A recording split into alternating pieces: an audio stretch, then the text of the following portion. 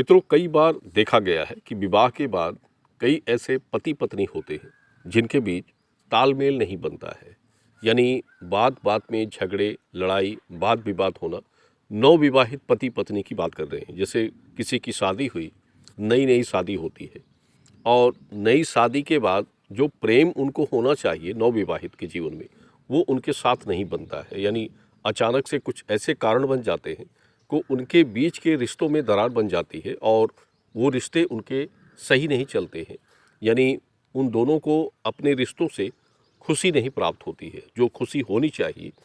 और कुछ समय तक ये चलता है और इसको लेकर काफ़ी परेशानियां अन्य भी उनके जीवन में आती हैं, जैसे संतान को लेकर, आर्थिक परिस्थिति को लेकर, रिश्तों में अन्य रिश्ते भी आपके बिगड़ जाते हैं इसी के चलते। तो ये सब एक कारण से बनता है और इसका कारण हम आपको इस वीडियो में बता रहे हैं कि ऐसा क्यों होता है। देखिए, किसी भी रिश्ते को अगर आप जबरन उसको जोड़ करेंगे, यानी ज़बरदस्ती उस रिश्ते को मिला देंगे, तो उसका कारण यही होगा कि वो सही रूप से नहीं चलेगा। यानी कोई चीज़ जैसे आप कहीं फिट करते हैं और वहाँ वो फिट नहीं होगी और उसको आप ज़बरदस्ती फिट कर देंगे तो उसमें जोड़ नहीं बनेगा और वहाँ की जो फिटिंग होगी वो सही नहीं होती है। तो इसका एक उदाहरण जैसे हम आपको बता रहे हैं। इसी प्रकार जो स्त्री पुरुष के जोड़ मिलाए जाते हैं यानी पति पत्नी के लिए, तो उसको भी सही रूप से देखा जाता है। देखिए, सांस्कृतिक तरीके से जैसे हिंदू धर्म की जो संस्कृति होती है, तो उस संस्कृति के अनुसार किसी भी स्त्री पुरुष के विवाह के लिए सबसे पहले क्या किया जाता है कि उन दोनों के नाम और राशि के हिसाब से उनके गुण का मिलान किया जाता है कि गुण उनके किस प्रकार से बन रहे हैं। देखिए, आजकल कई लव मैरिज की शादियां होती हैं, जैसे लव मैरिज के विवाह कर दिए गए, उनमें कोई कुछ नहीं देखता। अब एक संयोग अच्छा बन गया तो कई ऐसे दंपति हैं जो लव मैरिज के बाद भी सुखी हैं, उनका सब कुछ अच्छा चल रहा है, पति पत्नी के रिश्ते अच्छे चल रहे हैं। तो एक संयोग की बात होती है। लेकिन जैसे सांस्कृतिक तौर से आप विवाह कर रहे हैं तो कुछ चीज़ें ज़रूरी होती हैं और उनको आपको सही ढंग से देखना चाहिए। देखिए, किसी की बेटी है, किसी की लड़की है या किसी का लड़का है और दोनों के विवाह कर दिए जाते हैं और दोनों के बीच का अगर रिश्ता सही नहीं है तो दोनों के परिवारों को दुख होता है कि विवाह के बाद उसकी पुत्री सुखी नहीं है या पुत्र सुखी नहीं है। तो दोनों को इस बीच को लेकर परेशानियां होती हैं और इसलिए इसको चाहिए कि पहले से आप इसका सही निर्णय करके ही विवाह करिए, ये ज़रूरी होता है। विवाह के लिए सबसे पहले चाहिए कि वर वधू यानी जो स्त्री और पुरुष का विवाह आप करने जा रहे हैं उनके नाम और राशि के हिसाब से गुण का योग मिलान करें। और जैसे 36 गुण होते हैं, सभी जानते हैं 36 गुणों का मिलान होता है। 36 गुणों के मिलान में औसतन 20 से 22 से कम अगर मिल रहा है गुण, तो कभी भी उस परिस्थिति में विवाह नहीं करना चाहिए। इसके साथ ही जैसे नाड़ी दोष, कूटा दोष, भकुट दोष, ये दोष भी बन रहे हैं, तब भी आपको विवाह नहीं करना चाहिए।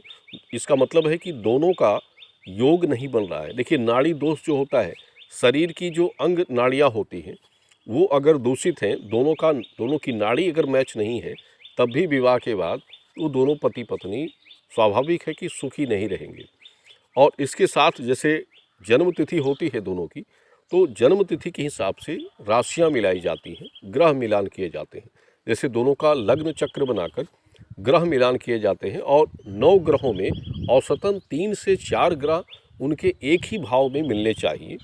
अगर किसी स्त्री पुरुष के लग्न चक्र बनाकर देखा जाए दोनों की डेट ऑफ बर्थ से, और जो ग्रह मिलान के भाव होते हैं यानी जिस घर में नवग्रह स्थित हैं, तो उन घरों का जो भाव है, अगर 3 से 4 भाव सेम ही एक ही तरह से मिल रहे हैं और राशि भी अच्छी मिल रही है दोनों की, तो समझ लें कि उनका वैवाहिक जीवन बहुत ही सुखी रहेगा और अपने जीवन में वो सब कुछ प्राप्त कर पाएंगे जिस चीज़ की कामनाएं हैं।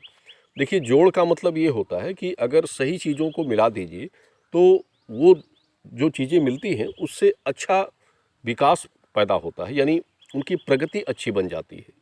और अगर गलत चीज़ों को मिला दीजिए तो जो कुछ है वो भी चला जाएगा, यानी जो कुछ बनना चाहिए वो भी बिगड़ जाता है। और इसी का परिणाम होता है कि विवाह के बाद कई पति पत्नी जो है सुखी नहीं रहते, संतानहीन होते हैं।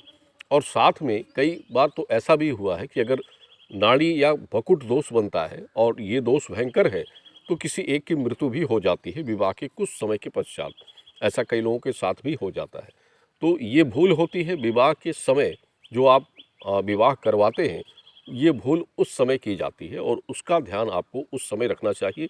इसीलिए जब भी विवाह कीजिए तो किसी अच्छे पंडित या ज्योतिष से इसका आंकलन करवा लीजिए कि दोनों का गुण योग मिलान किस प्रकार से बन रहा है।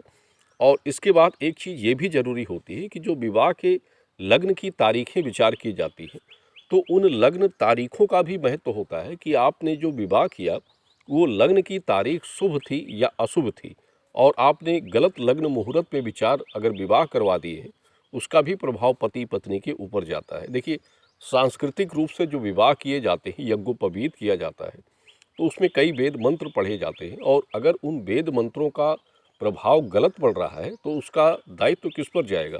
वो पति पत्नी यानी उन विवाहित स्त्री पुरुषों के ऊपर जाता है।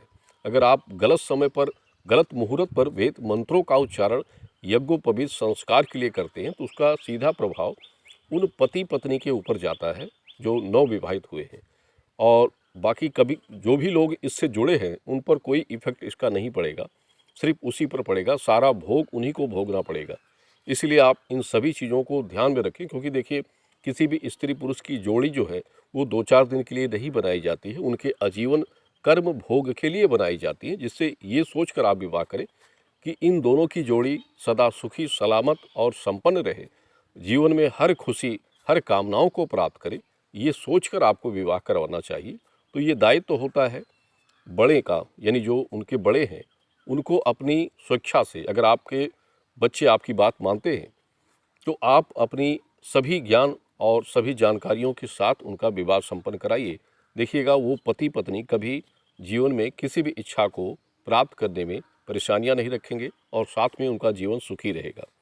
तो ये कुछ ज़रूरी बातें थी, और जो लोग इस पर विश्वास करते हैं, यकीन करते हैं, उनके लिए ज़रूरी है। जो लोग नहीं करते हैं उनके लिए इन तर्कों का, इन बातों का कोई अर्थ नहीं होता है।